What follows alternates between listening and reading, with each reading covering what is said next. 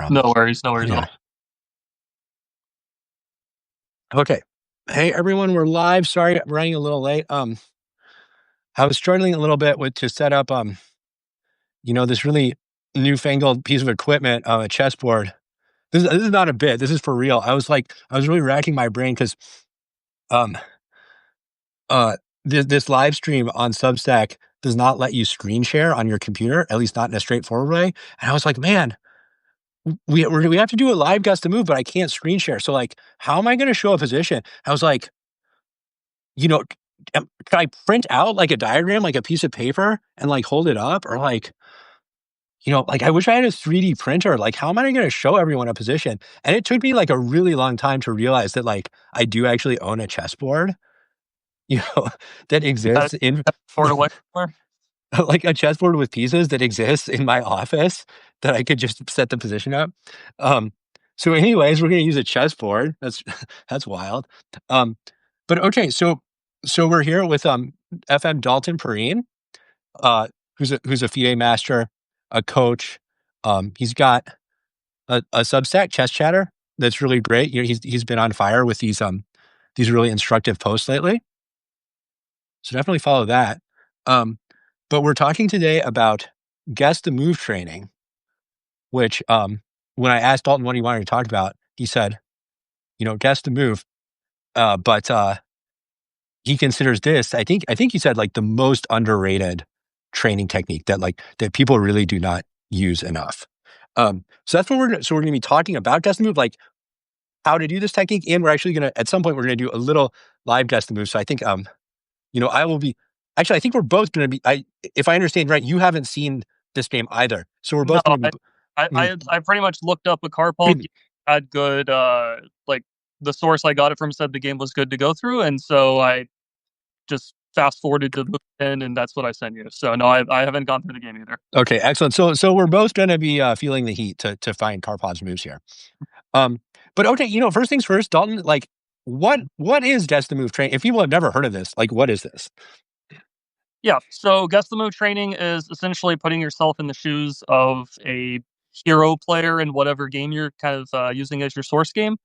Throw yourself usually I try to start on move maybe 10 or so, not necessarily trying to figure out their opening repertoire, but putting yourself into their shoes, thinking through what you would do in the position yourself, in a way trying to guess the move that they played. But, I also think of just, whatever move you come up with, as long as it's a pretty good move that's, maybe not Mhm. far off from the computer approved best move or something like that, whether it matches Yeah. or not.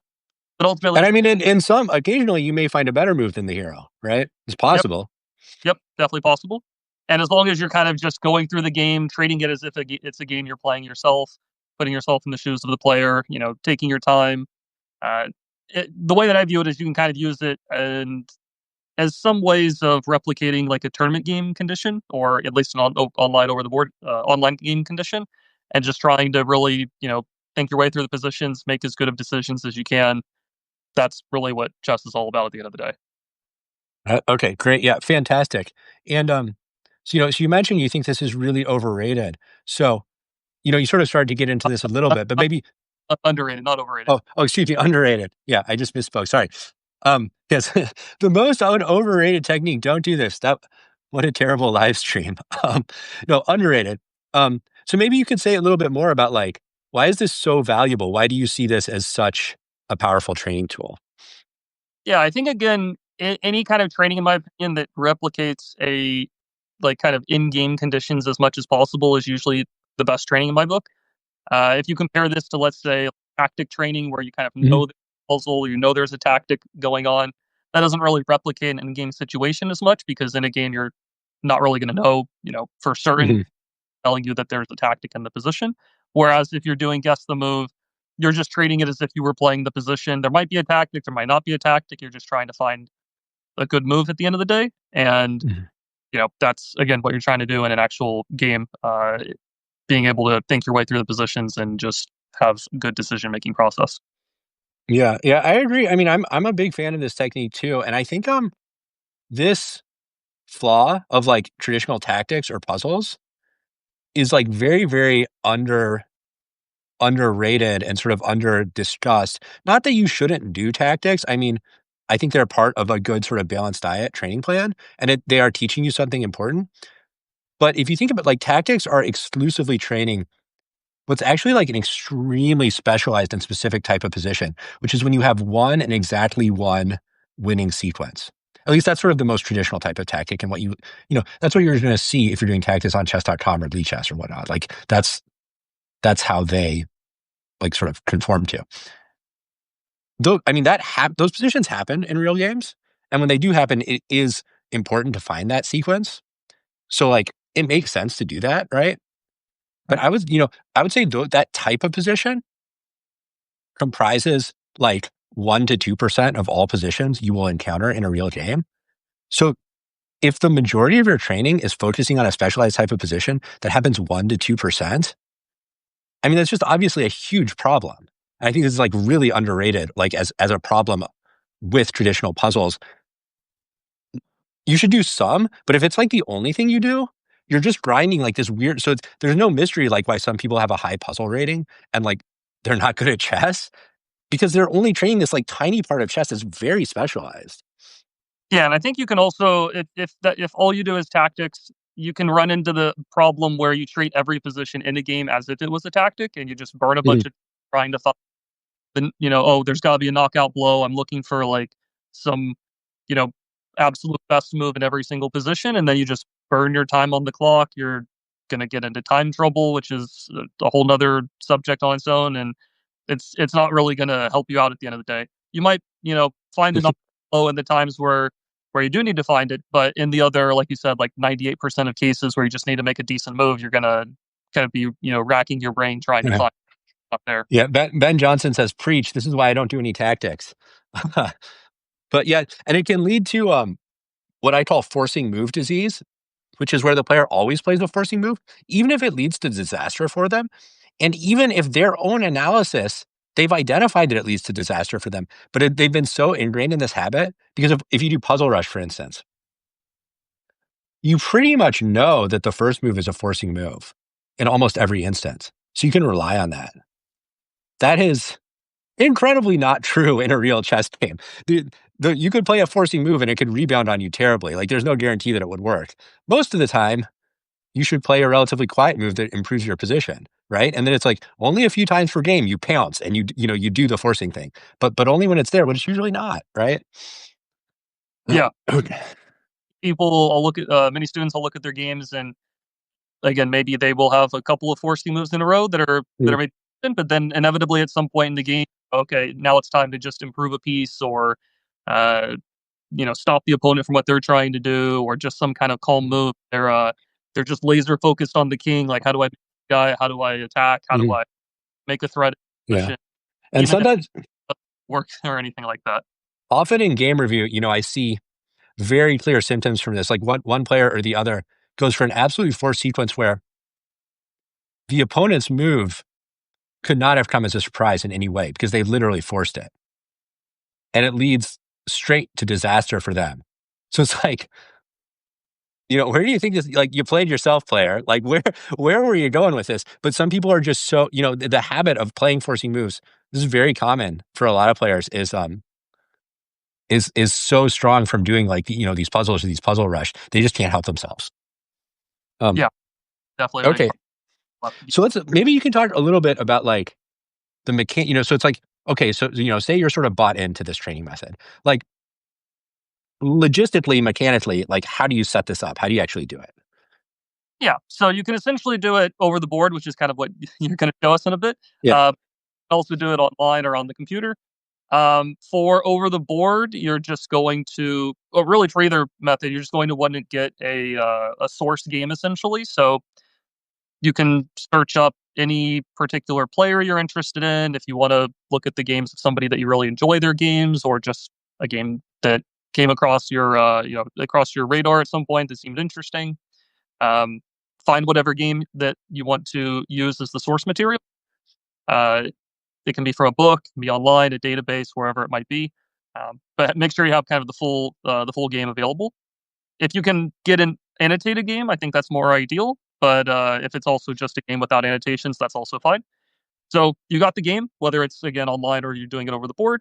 And then if you're, let's say, doing it over the board, you're going to want to, let's say, start off on move 10 or something like that of the game, cover up the moves, put the position on the board, play it out up to the position that you're going to look at, and really just sit there and take your time, think through what you were going to, think through what you would do in the position. How would you treat it as if it was an actual game? Um, guess a move, pick whatever move you would play in the position, uncover the move that was played in the game for the hero player that you're following, whichever color, and then if your move matched, great. If your move didn't match, I'd probably make a note of it on the side somewhere. Make sure you know what, okay, move 11, I would have played B4 instead of whatever they played in the game. That way you can reference it later when you want to maybe go back and check what the computer recommended.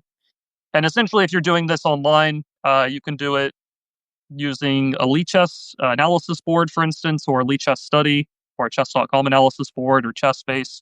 Mhm. Um, Yeah, Lee Chess even studies even have this interactive mode, which will sort of switch it to a puzzle mode. It is if you're the study creator, it will still show you the moves, which is sort of not what you want, but there is a button to sort of go into preview mode to get out of that. Or if you open that study in an incognito browser window, so to effectively log yourself out, you can do it that way too. So there's a lot of ways to do this. I mean, ChessBase also has a mode for this. Um, yeah, yeah, you yeah. cover up the annotation on your computer Mhm, screen, size the tab or window so that mhm, you don't see the moves. Like, however you want to logistically kind of just make sure you're not seeing the moves, put a sticky note over your screen. Like I've heard all different ways that people have done it in the past. But if you're doing it on the computer, then you can like make the move on the board, you know, or click to the next move, see what was played in the game. Again, probably write down somewhere or annotate somewhere what move you were going to play in the position yourself that maybe wasn't played in the game. And mostly just kind of rinse and repeat at that point. Go to the next move, see what the opponent played in the position mhm. or in the next position. And as far as how much time you would give yourself, do you recommend, taking as much time as like a full-on classical tournament game? Would you go a bit faster than that? Like, what would you think? What would you say about that? Um, I guess it kind of depends on the individual person, probably. If you're using this as I wouldn't necessarily recommend this as a replacement for playing games, of course, but I do think it's a good supplement. If you're wanting to play this out as kind of your, I don't know, maybe like serious game for the day, or it's kind of like the main thing you're doing for that Mhm. per day, then I do think you could, give yourself a fair amount of time. I don't know, maybe if you want to do like 30 minutes for a full game or something like that. I don't know if you necessarily need to do some kind of full entire hour. Yeah, I tend to think that if you give yourself like 15 to 30 minutes, you're gonna get a good 75 to 80% of the benefit that you could get if you gave yourself like 90 minutes to 2 hours. So I think those like somewhat intermediate sort of time limits work pretty well. So you give yourself 30 minutes, you can still think through what you're gonna do. Um, but then you can sort of get through this workout in a reasonable amount of time, and it's not gonna like eat up your whole day, right? So Yeah, yeah, that's sort of the concern. 15 to 30 minutes sounds good. It also, I guess, depends on the length of the game in some regard. Happen to pick. And also, also how strong of a player you are. Because in general, the stronger you already are, you're gonna be able to make reasonable decisions faster, right? Yeah, So, if you're just starting out with chess and you wanna give yourself a bit more time, like, for sure, that would make sense. right. And so, yeah, I Um think give yourself Mhm, a time to go through the game. If you're using it more as a supplemental thing and you're just wanting to get through like a bunch of games, maybe you're just trying, let's say you're wanting to go through a bunch of games in a certain opening that you play. Like, let's say you're learning mhm, out on French defense and you want to go through a bunch of games where they play the French defense, mhm. then you may not necessarily need to spend 30 minutes on every game individually, but you can still give yourself, 30 seconds to think I've through. actually I've had really good experiences with this exact technique. Um, when I was learning the London, something I did was, um, I pulled all of Gadakomsky's Blitz London wins from chess.com. So every game he won with the London in Blitz on chess.com, which is a lot of games because he plays a lot and he's very, very good. And he always, well, I don't know if he always plays London, but he plays a lot of Londons. And I went through these. but I went through them very quickly. So I did like guess the move, but like blitz guess the move. Mhm. So I was not thinking hard. I was just like playing like what was obvious to me and just seeing what he did. And what I found was like he was crushing doing just using the same maneuvers and the same strategies over and over. And like not only crushing against weak players, like crushing titled players over and over and over again with the same few ideas. And I was able to go through these very quickly. I'm just like, oh, that's the thing he always does. Like it's actually really simple. So like part of this, you can use this to work on calculation and you can make it really intensive and you can use it for that. But you can also kind of use it just for like typical ideas and patterns. And you can actually kind of grind through that pretty quickly. So there's like some flexibility to this. Yeah, Um, def uh, just to call back to something, you were talking about choosing games and you mentioned something I think that's important is like annotated games are really good. So one really great source for this would be an annotated game collection. And something I've heard, which I tend to agree with, is the sort of old school ones before computers really came to the forefront tend to be better because the players' comments are more just from their own actual thought process and they're not influenced by computers. And that actually tends to be more valuable because, it's like you go back to, I don't know, like what's a great game to like Kirez or something, right? It's like Kirez is just like giving you what he was thinking. And he may be wrong, but it is like a genuine human thought process, which is really valuable. So you can pick, if there's a player you admire or you want to follow, like a great way to do this is to get their game collection that has their commentary. So then you get not only the moves, but also after every move, like it's almost like they're coaching you because you're getting what they were thinking during the game. Um, one question I have for you is like, would you pretty much do this with like grandmaster games and sort of follow the masters? Or is there be anything to be said for trying doing this technique with like lower level games? So my actual favorite types of games to do this with are pretty much a mismatch of what you just said. I actually really like to look at games where it's like a big gap between the person who wins the game and the person who ends up losing the game rating wise. So I have in the past made what I would call like a LRM or lower rated mismatch database where you can do it on chess base. You can filter by having like a difference between the two players of Mhm. 300 points, 400 points, whatever it is. And then all of those games tend to be ones where the grandmaster or international master, whatever the title the higher rated player is, they pretty much, for the most part, smoothly outplay the other person. Sometimes, of course, there's going to be some knockout blow or some calculation that's made to finish off the lower rated guy, but for the most part, it's not going to have as much of a back and forth feel. It's you're not going to have to do as much kind of, oh, they're doing something, I have to like find the refutation for this, and it's more about Mhm. more of a smooth evaluation graph for the most part. And I find that those particular games tend to be, in my opinion, really good ones for guess the move because you get to kind of see the story of the game. This also applies, I'd Mhm. say, older games as well, where like Kappa Balk is beating up on the NN guy that has no name. uh, Yeah, NN is terrible. I got a rough he's got a rough history. Yeah. But looking at games of like like those historical players, because generally they were also like quite a lot better than their contemporaries, unless they're playing in like a world championship Yeah. match. Yeah, this is a great point. These sort of like, let's say like a 2,500 versus a 2,200, this is the type of matchup you'll see in open tournaments. Um, yeah, these games that I'm just sort of repeating what you're saying here, but it's like that's sort of the level where you tend to see like typical plans executed smoothly because a 2,200 is good, so they're probably not going to make a gross blunder unless they're under a lot of pressure. But they're probably not going to have like the depth and breadth of understanding of a 2,500 GM.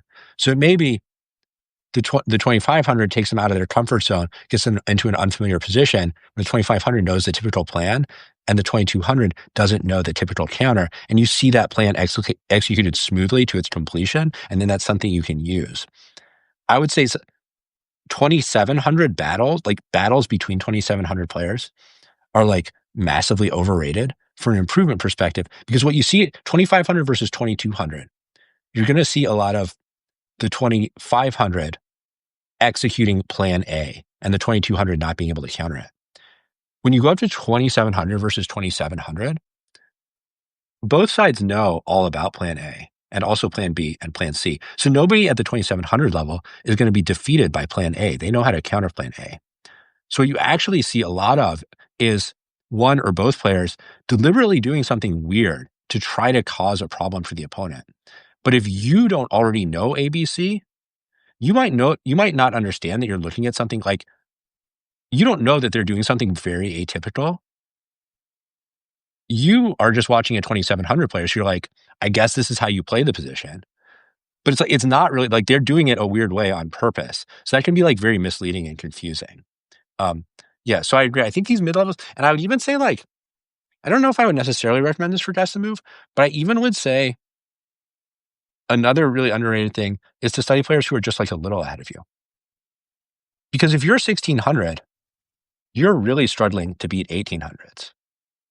But a 2000 player is beating 1800s quite consistently. So it's actually pretty interesting to be like, well, like, okay, what are they actually doing? Like, what decisions are they making really differently than me? Um, at what moment in the game do they pull ahead and gain an edge? So you could even consider doing this with like the games of like a friend or someone in your club who's like a little bit better than you, but not a professional chess player. Um, so yeah, you could do it with all level of games. Um, Yeah, I know I've done that myself in the past. Sometimes when you see those, like, IM or norm events that are mhm, going, I'll I'll take the games from there, like, how's the GM beating the IM or how's the IM beating the FM, and do the same thing you were just saying there. They're not, the 2700 guys, but they're beating the people that I'm gonna play against more often. mhm. Um, are there any pitfalls you see or like anything to kind of avoid with this? Um, Probably the one of the main pitfalls is, let's say, not having a time limit, so to speak. Mhm, There are cases where I've, heard of people doing guess the move where, maybe they'll spend 20 minutes on a move and then they're spending another like 15 or 20 minutes on the next move. And it's not even necessarily a position where they should be spending that much time. They're just really going almost too in depth on the positions.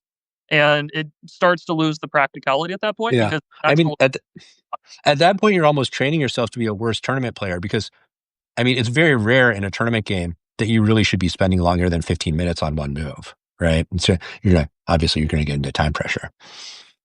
Yeah, so that's definitely a pitfall to avoid. Um, I think also a big thing is, I would say, kind of the reflection process after you've gone through the game. So making sure that, okay, you go through the game, you match these many moves or you didn't match these many moves, but then, if you don't kind of reflect after each move, think about like, okay, why did the stronger player play that move? Like try to get into their head a little bit. Some people kind of almost focus more too much on the, I don't know, scoring process, so to speak, Mhm, and less on the like what are you actually getting out of the game or getting out of the position mhm. that you should be. Yeah, I would say, in my experience, like most people find this like a reasonably sort of fun, enjoyable way to train, but I have encountered a few people who get really frustrated with this, and what tends to happen with those people is they experience it like they're taking a test and they feel like they're getting all the answer. If they're not guessing the exact moves, it's sort of like someone's doing a buzzer and every move is like, and they're getting really frustrated. So it's important to understand that the point of this is not to guess every move. That's not going to happen. The reality of most positions in chess is that there are like multiple viable moves that are um, similar, in value. So like you're not going to guess the same move and like, you might even choose a better move than the player. And uh sometimes I would also like limit yourself to like one or at most two guesses, because when this frustration really tries to build, you're like, what about this? What about this? What about, so, like, what is it? Like, what the, right? And then people start to get really frustrated. So it's like, take your guess. And I would say like, write it down, even on like a score sheet and even maybe set up a clock and press the clock just to make it like realistic. But certainly write down your moves. Um, but like, don't really worry or beat yourself up. You don't guess every move. And actually, one of the I would say like the single best sort of like nuggets of chess advice that I ever heard that's like very applicable here is from one of Artie Yusupav's books. And he said he was talking about reviewing your own games, but it applies equally well to guess the move, which is pay special attention to the cases where the best move, or in the case of guess the move, the one that was played, um, was one you did not consider. Meaning not considered and rejected, but literally never considered. Because like that's the one that's totally off your radar. So that's actually the one that you have the most to learn from. Because that's like some sort of conception or some sort of way of thinking that you're not even aware of, right? So it's like that's the one that can really expand your range of like what you're capable of on the chessboard. So if anything, the move that you never suspected, if you're kind of approaching this in the right way, that's not going to make you frustrated. That's going to make you kind of excited that is like your biggest opportunity to learn something that's completely new to you. Yeah, if you Um, pretty much pick up on anything when you're doing guess the move and figure out like, okay, I didn't think about this move. What was I missing about this? You know, again, kind of not only trying to guess the move, but also like if you didn't guess the move, what's the learning point here? Why did I not mhm, think about one? And yeah, and I really liked what you said about like getting inside the player's head because that's really what it's all about. It's like, what's the thought process that would lead to this move? Like, how are they thinking about the position and the game as a whole? How are they navigating it? And that's also why it's so great to have the annotations because you actually have access to their comments. right. Okay, well, I think maybe this is a good is there anything we missed or there's anything you want to call out before we get into like a little bit of guess the move training? Probably the final thing I'd say is so once you have at least the way that I tend to do it is like once you've gone through the whole game, you know, you listed down the moves that you didn't match up with what was played in the game, or listed out whatever moves you were thinking about that weren't mentioned in the annotations or something like that. At the end of the game, you can still turn on Stockfish or an engine and see back on each move. Maybe as you were saying, like maybe the move you guessed is actually better than what was played in the game sometimes, or maybe Yeah, your or at least acceptable, or right? at least not very far off. It's within reasonable distance evaluation wise. If that's the case, then full credit for yourself in those kind of situations. It's mostly the moves where you did something that was far off in some way. It doesn't even necessarily have to be like, oh, I blundered a piece or something on Mhm. accident. You made some kind of move that messed your position up strategically or kind of missed the point of what was going on. And again, not only getting, you don't want to just like get annoyed at yourself that you didn't guess what was played, but you want to try to like learn in those situations, having that mindset more so Mhm. than the frustration part of things. Yeah, and thinking sort of across like not only drilling down into one mistake, but also looking at patterns across mistakes, right? It's like very often for many players, like a lot of their mistakes are actually just sort of different versions of the same thought process mistake over and over. So you want to think about like themes and commonalities. That's like very important. Okay, let's take a really quick break. I need to plug in my phone. And then we will get into the actual live guess the move and we'll see how we can do. All right. So I'll be back in just a minute. And I will got Mhm. let me what are saying. John is in. That's funny. Hello Jennifer. Volunteering at my son's school, so can't listen long, but can't wait to watch the replay. Guess the move for the win. Absolutely. Nice to have you watching. Let's see. Actually, you know what? I don't even know if I have an extension cord long enough. So I think we're just gonna like YOLO it and like hope this works. Um, let me see if I can. I just have to adjust this so it's pointing down at the board. Got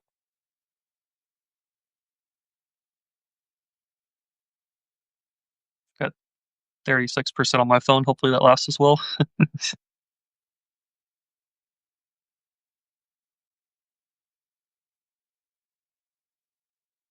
So you can. Oh, sorry. Yeah, let's see. Trying to get a good view on this board. So it probably.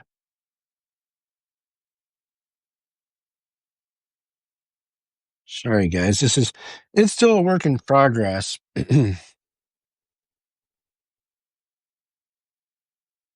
Oh shoot.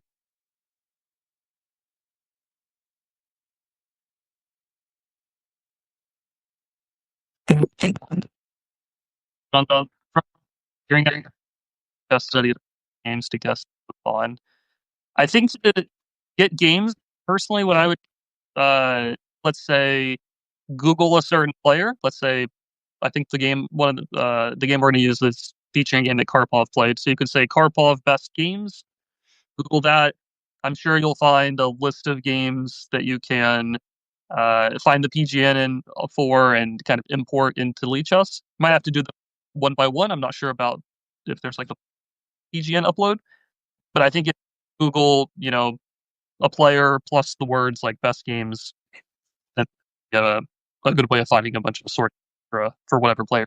And if you want somebody who's good attacking, probably pick a world champion like Mikhail Tal or Gary Kasparov. If you want somebody who's a bit more positional that you want to learn from, Karpov, Capablanca, uh, and then you know any players you can think of that interest you.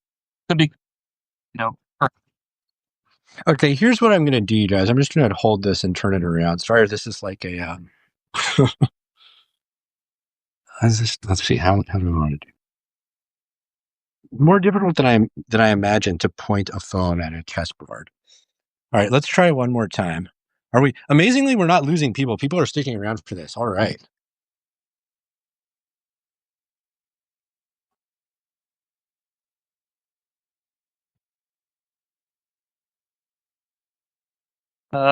one says, would you guess the move for only one side or both sides?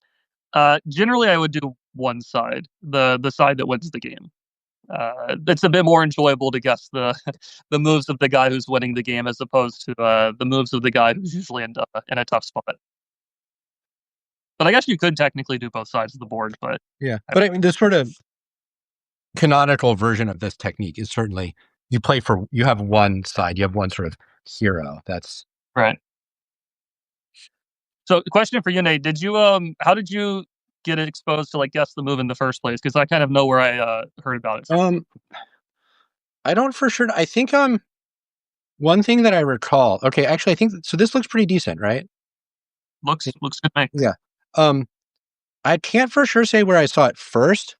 But I do remember that Bruce Pandolfini had a long running column called Solitaire Chess. So this was by the way, Solitaire Chess is a different name for the same technique. He called it Solitaire Chess. It's the exact same thing to guess the move that we're talking about.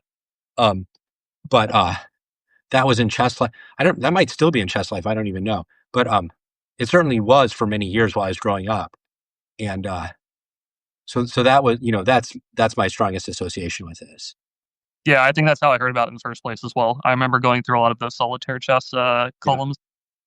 Yeah. Okay, and by the way, what I would do, so you can see I've got my board, I've got my clock, and I would probably even, if I were doing this myself, I would take out like my chess notepad, and I would like write down my move, just to, sort of like a principle from like athletic or like sports training of like you want the training conditions to be as similar as like the competition setting as you can to make it as more relevant. So it's like it's not hard to set this up, so why not?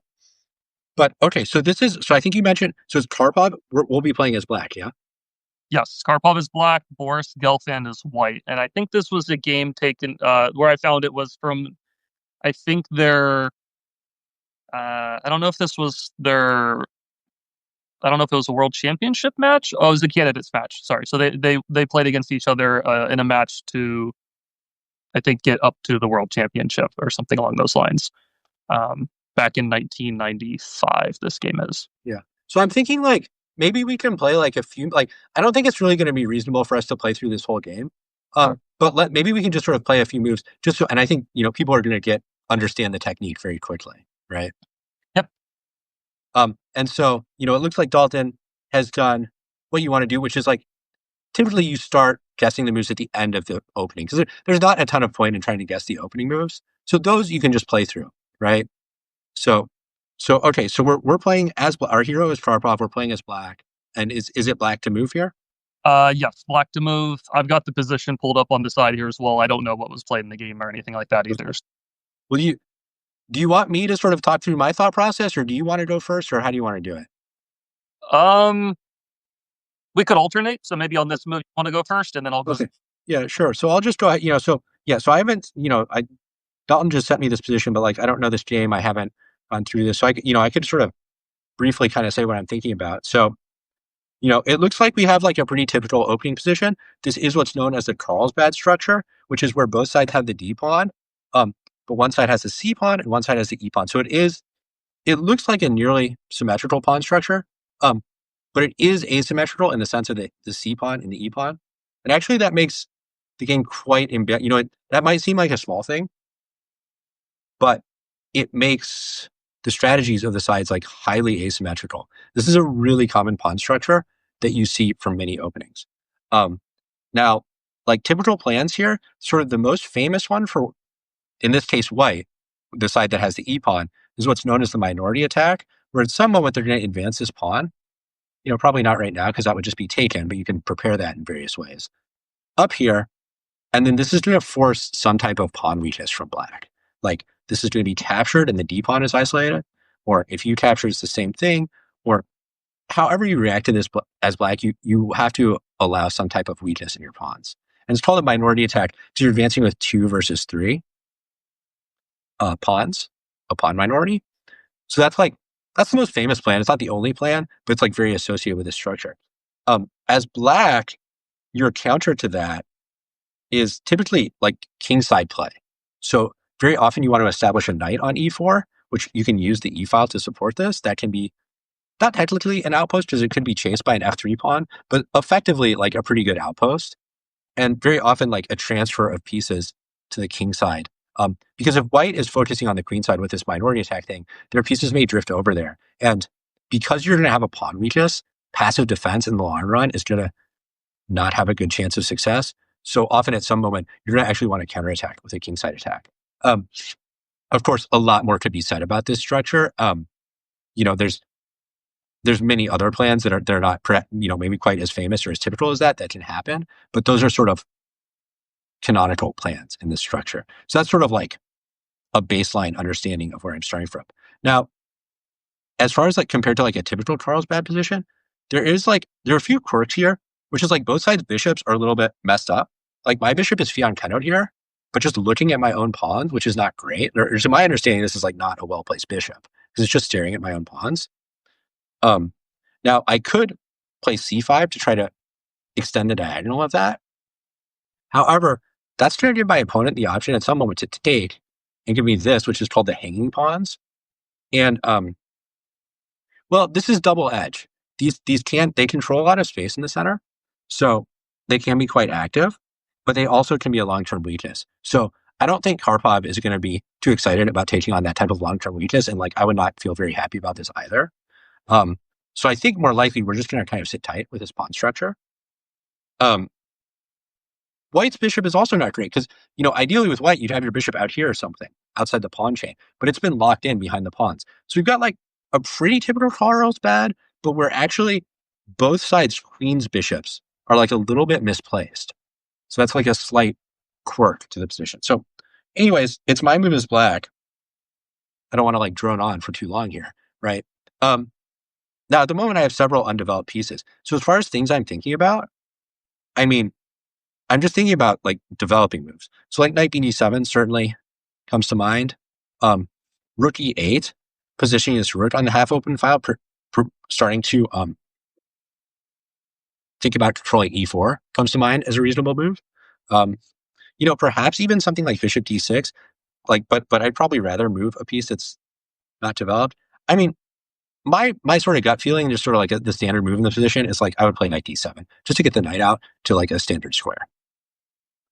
So, I could like write that down and then, right, we would proceed. Like, so now we look at Karpov's move, right?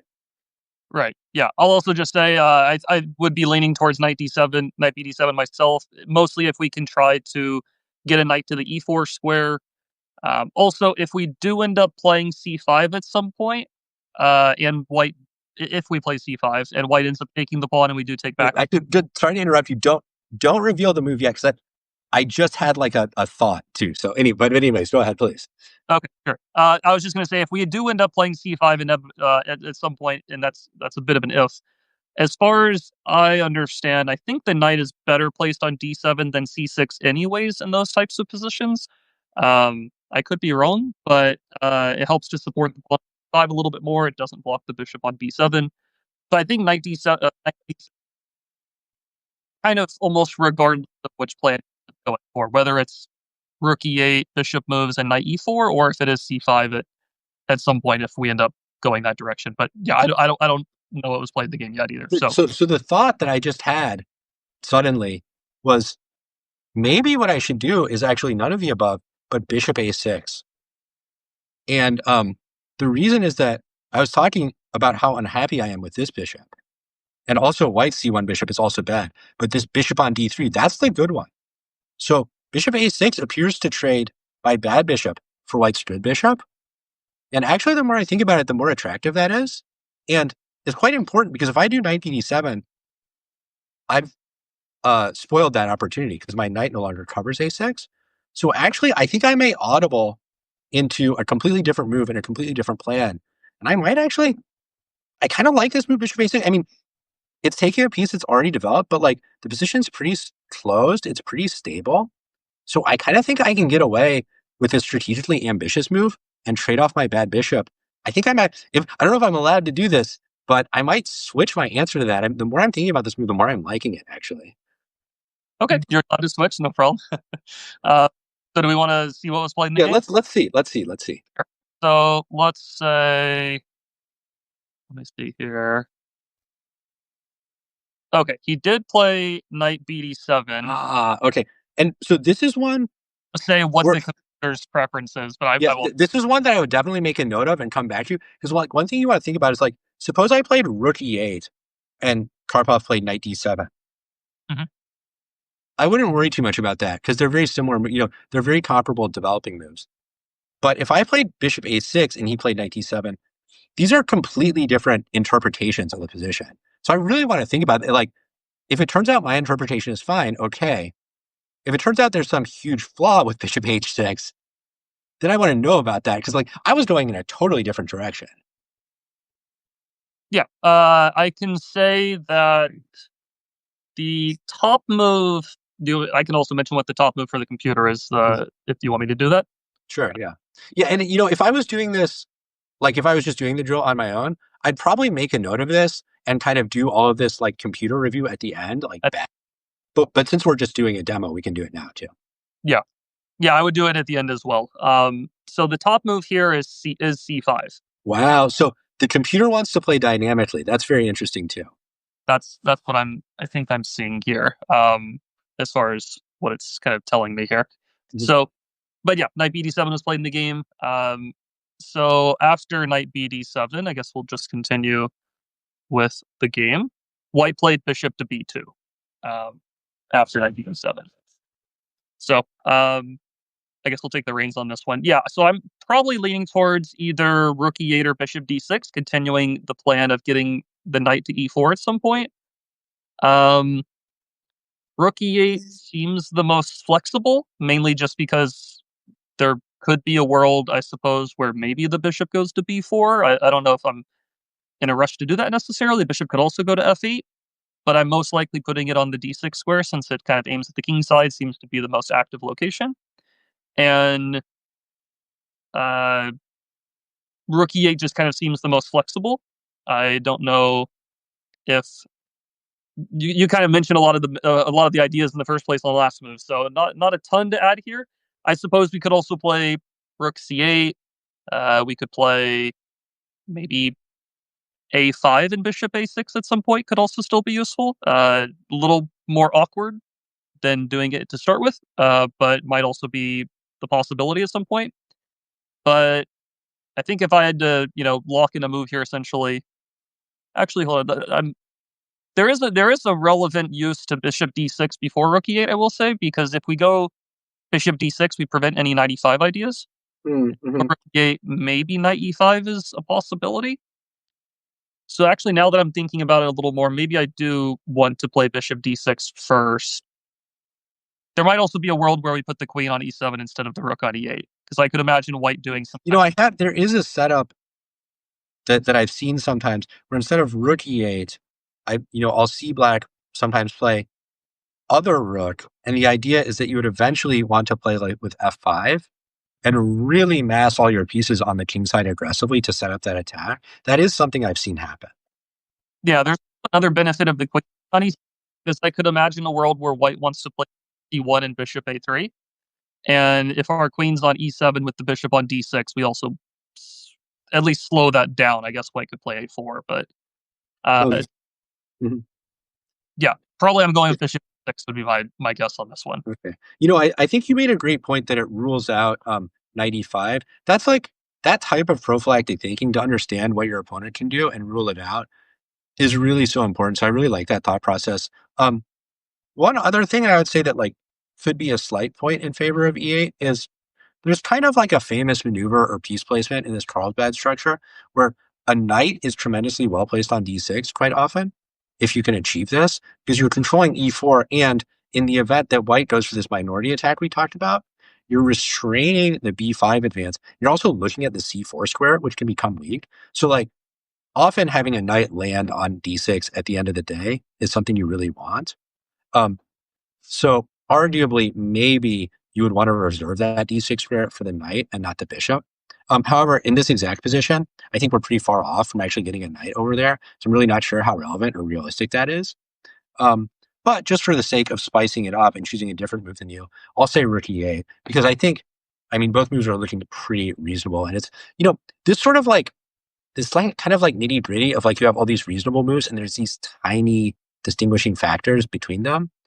I like that this drill really forces you to get into that because that's just the reality of chess. And I mean, often at the end of the day, the most important thing in a real tournament game when it comes to these distinctions is that you not burn too much time on your clock worrying about them.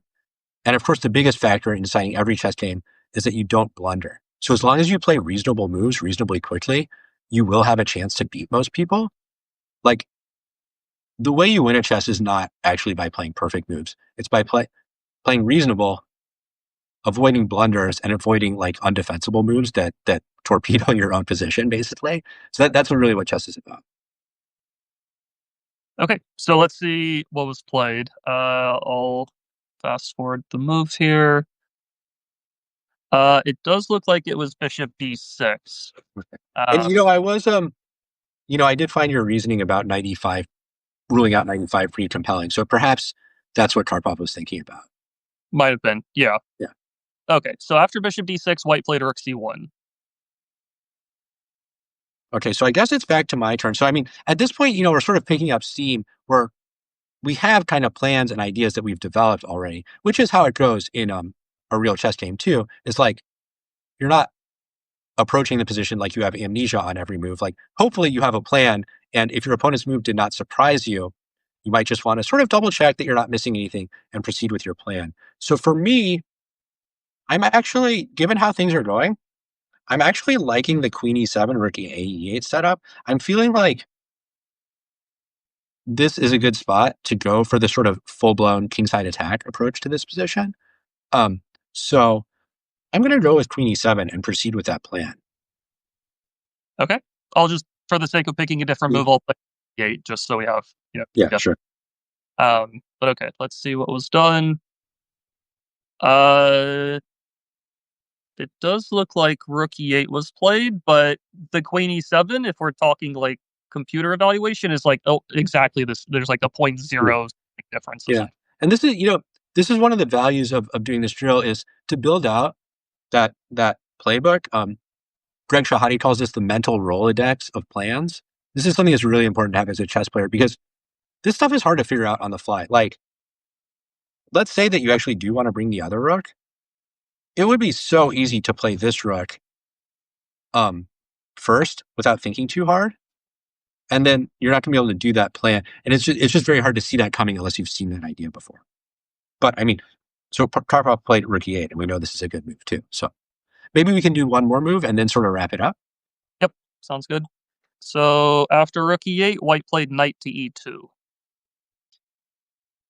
So I'll take this one. I'm knight e2, I suppose, is going for some kind of knight g3 maneuver towards the king side. I don't think this drastically changes our initial idea of knight to e4 or still playing queen e7 anyways. There is some pressure from the rook on c1 hitting the c6 pawn a little bit. And there are some situations where white plays knight e5. I don't think that's happening here anytime soon just because we've got it covered so well. But there are definitely some scenarios I've seen where white like jumps the knight into e5 and somehow there I feel like I've seen some situations where they like give up a pawn momentarily but get it back pretty fast. But I think here I would either jump the knight into e4 right away or play queen e7 first. I'm not really sure if there's a big difference or a need to not play knight e4, but I also don't see anything wrong with queen e7 as well. Um, so we go knight e4, maybe white goes knight g3, I guess, but I don't know if that overly disturbs us. If we go queen e7, they're probably still going to go knight g3. I could see knight f5 being a little bit annoying in that situation, I guess. So maybe I would just jump in on e4 and give the queen some additional options. Maybe I go to f6 one day or something like that. Mm. Or Yeah, I'm thinking along similar lines. Knight e4 is a key move in my game plan. I'm pretty sure I want to play that move at some point. The queen, I feel like, has a little bit more flexibility. It could go to e7. It could go to f6. Perhaps if white's knight on f3 moves, it could even jump to h4. So I would be inclined, general principle in chess, you want to start with the most flexible move, which is like you want to play the moves that you for sure know you want to make, and you want to reserve the moves you're not sure about because when your opponent moves, you're going to get more information, and that may determine like which of those you choose. So for me, not seeing I don't really see much of a reason not to sort of forge ahead with 94. So that would be my choice. okay, so we'll just see what happened in the game on this one. It was not 94. He did play queen e7. I did wonder. I mean, Karpov is such a master of patience and the slow burn. So perhaps that is something maybe maybe for some reason 94 is a bit over hasty, right? So this is another moment maybe I can learn from. The computer does say 94 is a little bit better than queen e7. So Suck it, Karpov. Never mind. I take it all back. 94 is a great move. we have got Karpov here by a small margin, like point one difference or something like Okay. that. Well, But I think probably, we're kind of getting to the top of the hour and like, I think people, by now, like understand that the idea of this move or of this technique. Um, just to wrap it up, again, Dalton, Perrine, thank you so much. Everyone should, of course, follow Chess Chatter, like really great insights if you want to, improve at chess. This is good stuff that you're going to want to get. This is, not really the typical stuff you're going to find anywhere. It's like, these are kind of like some original stuff. My name's Nate Solon. My Substack is called Zwischenzeit. Check that out as well. And I do also want to tell people, I am doing these every Friday. Let me check my schedule. Who do I have coming up next Friday? But while I do that, Dalton, I think you had a website you wanted to tell us about, yeah? yeah, so I think I have mentioned this in one of my blog posts a couple weeks ago, but there's a site that I've been working on along with my co-founder. It's chessalyze.ai, chessalyz.ai. And the site is mostly helping players to annotate their games better and kind of give, I guess you could say, kind of AI-powered insights, which is not something that AI is generally not great at chess, at least from the kind of LLM side of things. Yeah, and of course, for people who tuned in last week, they will have heard Jennifer and I talking about chess playing LLMs, which I've got the replay of that up. That was a less improvement geared discussion and more just like something wild that's happening at the intersection of chess and AI. So check that out as well. Yeah, so we've been able to, let's say, I'd probably say get our model tuned to be one of the better ones out there for explaining chess positions and giving feedback on them. Uh, it's pretty far, I'd say, advanced compared to, let's say, like the run of the mill Chat GPT and Yeah, stuff. we've Jennifer and I found Chat GPT out of the box, not doing anything to optimize it. I mean it's fun, just sort of like how wild it is, but a lot of what it's saying is kind of nonsense. Right. So the site chessalyze.ai is pretty much the way it works is you would put in your chess.com or Elite Chess username. Your games would populate in the list. When you're analyzing the games, rather than just, typically how people analyze games, they'll just go through the moves, click, turn the engine on, see what the engine recommends. Um, what the way that we have it set up is if you click a button in kind of the bottom right hand corner of the screen that says like Chessalize with me, the AI will find the critical moments in your games and then prompt you with questions. So you played this move in this position. What were you thinking about? What was your plans? You give your answer in the text box, type out whatever your thoughts are on the position, and then it'll give you feedback based on your response. So it'll say, it'll agree with your idea or it will disagree with your idea. It'll give you some feedback based on what maybe you should have thought about in the position instead, depending on what position you have. And mostly it's getting players to annotate their games on their own a bit more, kind of put more thought into the analysis process rather than just, oh, the stockfish said I should have played this move in the position and just like go on with their day sort of thing. So it's more about trying to kind of flesh out your own thinking process in the postmortem. And that is helping players to, put more thought into positions after they're analyzing them and is helping people to improve. And Also, yeah, super interesting. I'm excited to check that out. I mean, this is really, I see that the people, sort of the smartest people when it comes to like how to work with and utilize these AI systems, um, in a way that's actually effective and it, improves their output.